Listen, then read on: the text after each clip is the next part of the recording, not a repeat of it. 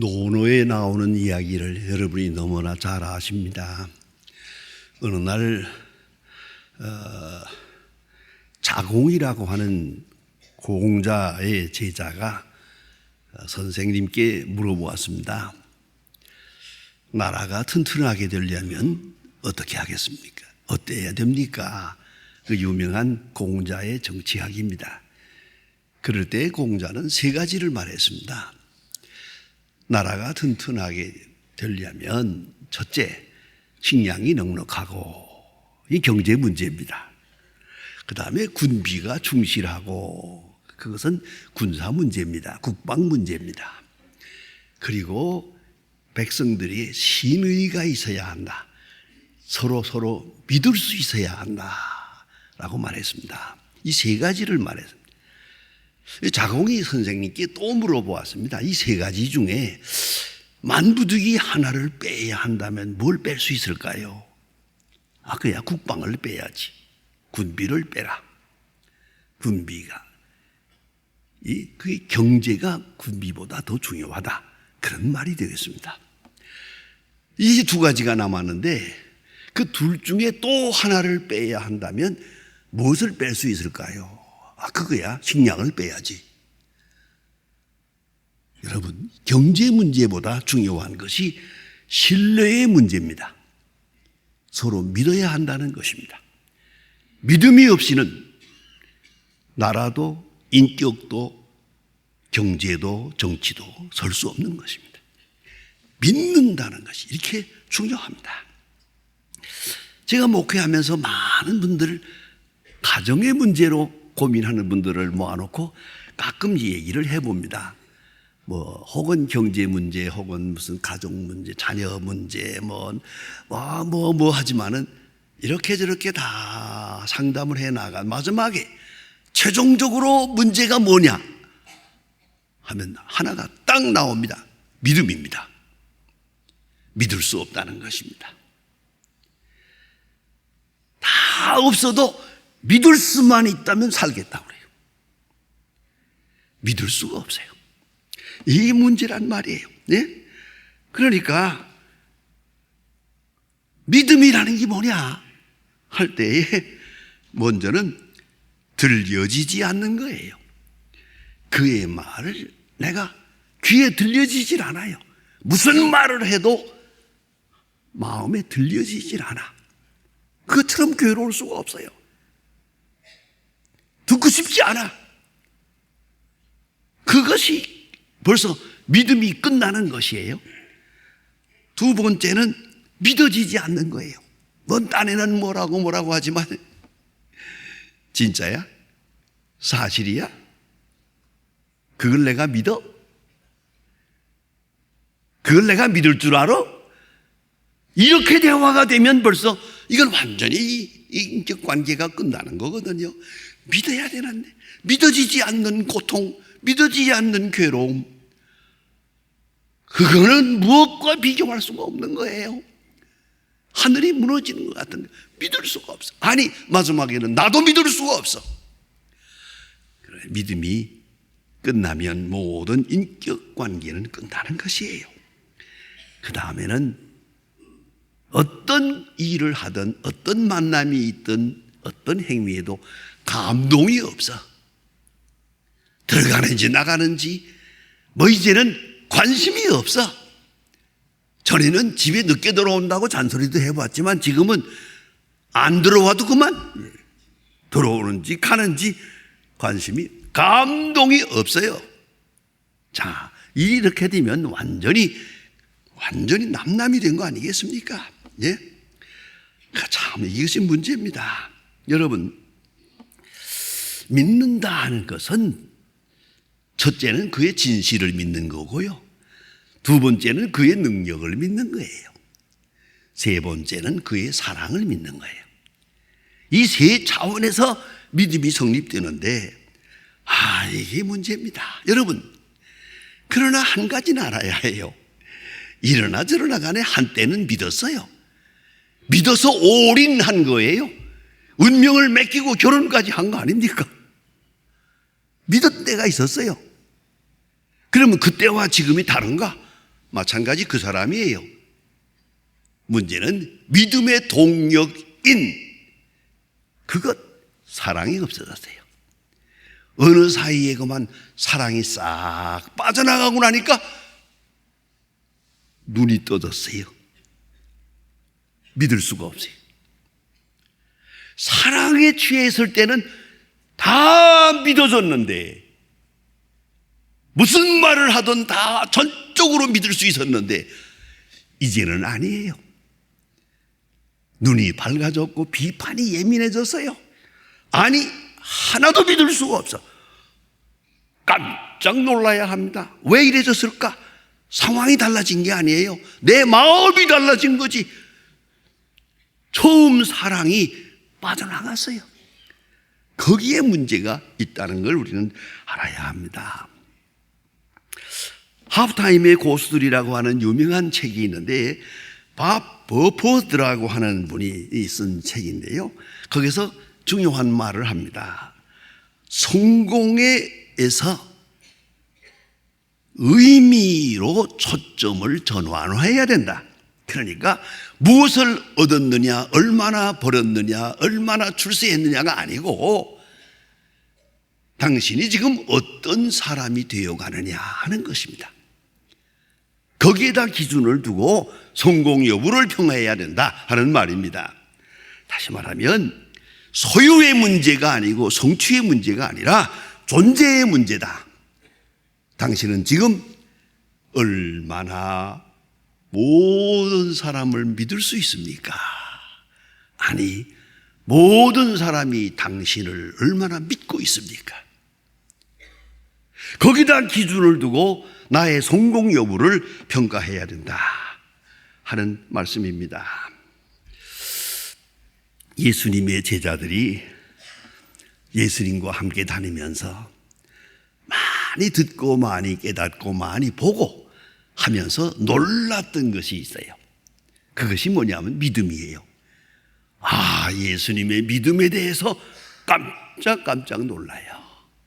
지난 주일날 말씀드린 것처럼 풍랑이 일어나고 배에 물이 들어와서 죽게 된 지경에도 예수님은 고물에서 평안하게 지무셨어요. 그것이 예수님의 믿음이었어요. 깜짝 놀란, 우리는 어째서 이런 믿음이 없을까? 어째서 두려워하느냐? 왜 믿음이 없느냐? 예수님이 책망하시는데 옳습니다. 우리는 믿음이 없습니다. 예수님의 그 크고 위대한 믿음에 큰 감격을 했죠. 여러분 아시는 대로 예수님께서 많은 병을 고쳐요. 병 고치고 귀신을 내쫓고 풍랑을 조용하게 만들기도 하고 5천 명을 먹이기도 하고. 그런 예수님의 믿음에 대해서 늘 생각해 보면 클라이막스가 이거라고 생각을 해봐요. 나사로가 죽었을 때 죽은 지 나흘이나 돼서 썩어서 벌써 냄새가 나요. 그런데 예수님께서 무덤을 찾아가요. 그 무덤 앞에 서서 많은 사람들을 몰고 가서 앞에 서가지고 나사로야 나오라고 소리를 지르는데, 능력도 능력이지만 그 예수님의 믿음, 여러분 상상해 보세요. 안 나오면 어떡하지? 나는 못해요. 그거요. 안 나올까 봐. 여러분, 예수님은 그 지체를 향해서 나사로야 나오라고 소리를 지르는 그 위대한 믿음, 엄청난 믿음. 제자들이 깜짝 놀란 거예요. 이 믿음 앞에. 그래서 오늘 예수님 앞에 제자들이 겸손하게 기도를 합니다. 믿음을 도와소서. 믿음을 주세요. 더 위대한 믿음을 가지게 해주세요. 왜요? 믿음이 선물이라는 걸 알았거든. 믿음은 의지가 아니고 지식도 아니고 경험도 아니요. 믿음은 하나님이 주시는 선물이요. 믿는 자는 믿어요. 안 믿는 자는 끝까지 안 믿어. 믿게 할 도리가 없어. 믿음은 하나님이 주시는 선물이에요. 이 선물을 받은 사람은 다 믿게 돼요. 넉넉하게 믿을 수 있어요. 근데 이 선물이 빠져나가면 예민해지고 의심하게 되고 신경질이 되고 불안에 떨게 되고 만사를 의심하게 된다고 말이에요. 그런데 예수님이 비유로 간단하게 말씀하셨어요. 겨자씨만한 믿음이 있으면, 참 귀한 말씀이에요. 겨자씨만한, 모든 종자 중에 제일 작은 거예요. 아주 먼지 같은 작은 겨자씨만한 믿음이 있다면 이 산을 명해도 바다에 빠질 것이다. 겨자씨만한 믿음이 뭘까? 작다는 뜻이죠. 눈에 보이지 않을 만큼 아주 먼지처럼 작은 믿음. 그러나 이건 살아있는 믿음이요. 이것이 땅에 떨어지면 싹이 나고 꽃이 피고 열매가 맺는 거예요. 살아있는 믿음이요. 즉 작은 믿음이지만은 이건 생명체예요. 점점 성장하는 믿음, 자라는 믿음, 점점 커지는 믿음, 그 믿음, 살아있는 믿음이 있다면 너희는 만사 형통할 거라고 말씀하세요. 자, 이제 뭐 알아야 됩니다. 작은 씨앗의 믿음이 이제 말씀과 함께 우리의 소중한 신앙 경험과 함께 또 우리의 경건한 순종과 함께 믿음이 자라납니다. 깜짝 놀라게 점점 크게 성장해 나가는 걸 볼 수 있어요. 저는 믿음의 성장을 생각하면서 두 사람의 예를 들고 싶습니다. 하나가 여러분 잘 아는 요셉입니다. 요셉이 17살 때 아무 죄도 없이 이유도 알 수 없이 형님들에게 팔려서 애굽으로 노예로 팔려갑니다. 노예라는 것은 일생 노예고 죽을 때까지 노예입니다. 노예로 팔려가서 그 모진 고생을 하게 됩니다만, 자, 그때 요셉이 뭘 알았겠는가? 왜 이런 일이 있는가? 왜 내가 이런 운명에 처해야 하나? 생각도 많았겠지요. 17살이니까요. 그러나 그는 조용하게 침묵하며 하나님이 주신 현실에 순종을 합니다. 보디발의 집에 가서 노예 생활할 때도 성실하게 모범적으로 진실하게 행했더니 보디발이 아주 그를 높여서 청지기를 삼아서요, 자기 마누라만 빼놓고는 다 네 마음대로 해라, 이렇게 총지휘자를 삼았어요. 자, 이렇게 해서 그만하면 괜찮아요. 노예 생활이지만 괜찮은 노예예요. 이렇게 살아갈 만했는데 이거 또 시험에 빠지는 거예요. 여기 전설에 대한 얘기가 있습니다. 보디발의 아내가 이 남자를 보니까 젊은 남자가 늠름하거든요. 그래서 그도 불순한 생각을 품고 이걸 자꾸 유혹을 하는 거예요. 눈짓을 하는 거예요. 요셉이 이래저래 피했습니다만은 말을 안 들어. 마지막에 딱 두 사람만 있는 방에서 붙들었어요. 그때 보디발의 아내가 아무도 보지 않는데 우리 둘이 좋은 시간을 가지자고 유혹을 하는 거예요. 그때 요셉이 아니라고, 아무도 안 보는데 하나님이 보지 않습니까? 그랬더니 그 전설에 그런 말이 있어요. 보디발의 아내가 스커트를, 치마를 벗어서 거기 우상이 있었는데 우상에 얼굴에다 씌웠대. 이러지. 치마를 씌워놓고 보라고, 뭐 보지 않느냐고, 괜찮다고. 그때 요셉이 유명한 말을 합니다. 당신들이 섬기는 저런 우상은 못 보지만 내가 섬기는 하나님은 지금도 보고 계십니다. 그런 거로 이런 일을 할 수가 없습니다. 그래서 결국은 붙들려서 뿌리치다가 홀랑 누명을 쓰고 그는 감옥에 가게 됩니다. 나는 성실하게 살았는데, 신앙적으로 살았는데 내가 왜 감옥에 가야 하나? 또 원망할 수도 있어요. 그러나 아니요. 조용히 순종합니다. 조용히 신앙을 다시 확증을 합니다. 감옥에 가서도 죄수들 사이에서 모범수가 됐어요. 성실하게 돼서 간수가 모든 일을 다 맡겼어요. 총지휘하는 간수 중에, 죄수 중에 반장이 됐어요. 자, 생각해 보세요. 여기까지. 내가 왜 이 고생을 해야 하나? 알 수 없었어요. 다만 성실하게, 저 한마디에 부언한다면 하나님에게 뜻이 있겠지. 하나님의 섭리와 지혜에 맡깁니다. 그리고 내가 해야 할 대로 성실하게 살았습니다. 마침내 그는 애굽의 종 대신이 됩니다. 천하를 호령하는 그런 권자가 됩니다. 그 다음에 비로소 그가 귀한 신앙 간증을 합니다. 형님들이 찾아와서 벌벌 떨고 있을 때, 형님들 두려워하지 마세요. 당신들이 나를 팔아먹어서 이리 온 게 아니고 팔려온 게 아니라 하나님이 나를 이리로 먼저 보내신 겁니다. 팔려온 것이 아니고 보냄받은 겁니다. 기가 막힌 말을 합니다. 내가 당신들의 자녀들을 다 기르리이다. 자, 이것이 그의 신앙 고백입니다. 이제서 높은 신앙이 된 겁니다. 큰 믿음의 사람이 된 겁니다. 그러고 나니까 형님들이 옛날의 죄를 생각하며 벌벌 떨고 있을 때 염려하지 마세요. 내가 당신들의 자녀를 기르리이다.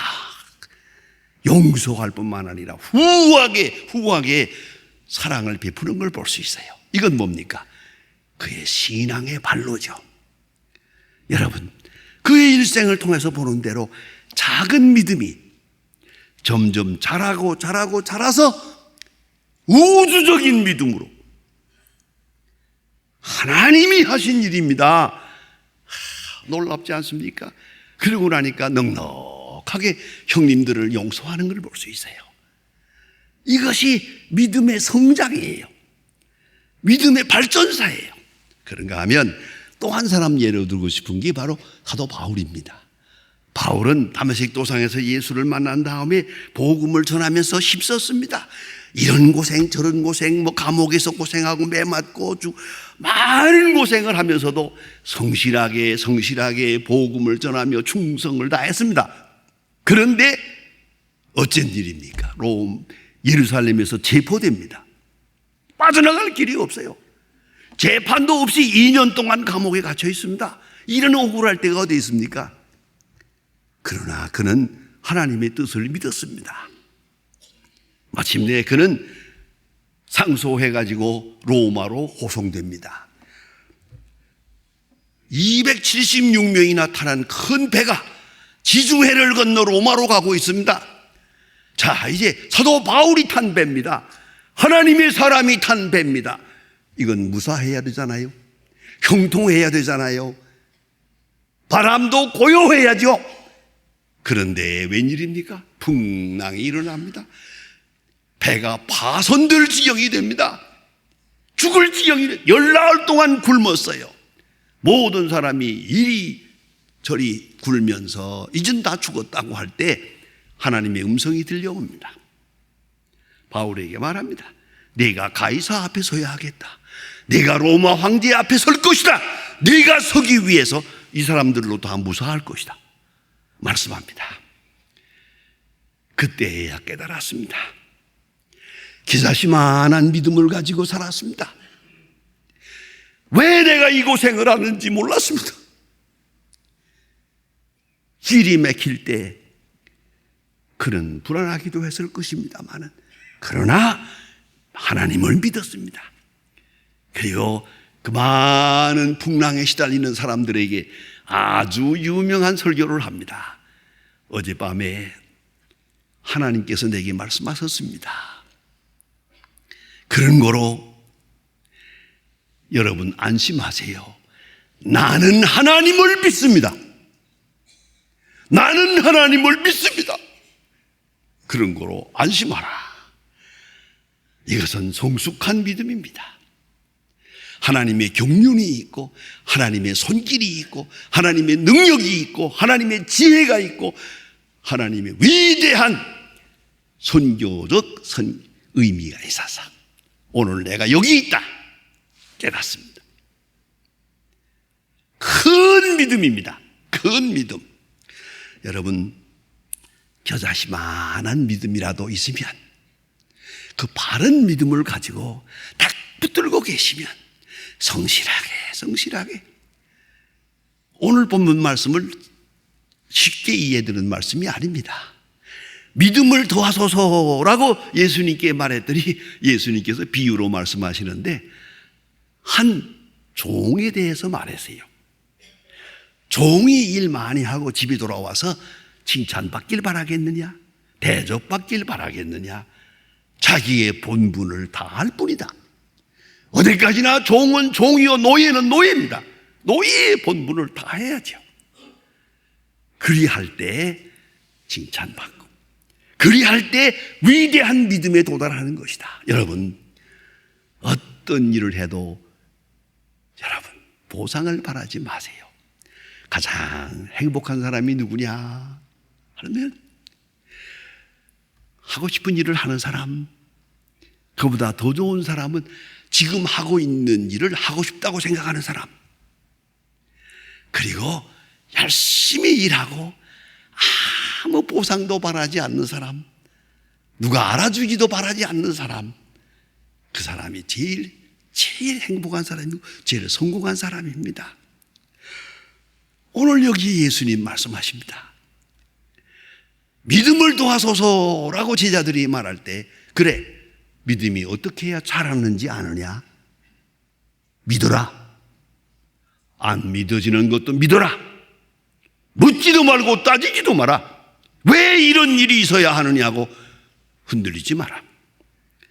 그냥 조용하게 내가 해야 할 도리를 다 하는 거예요. 오늘 내가 해야 될 도리를 다 할 뿐이야. 겸손하게.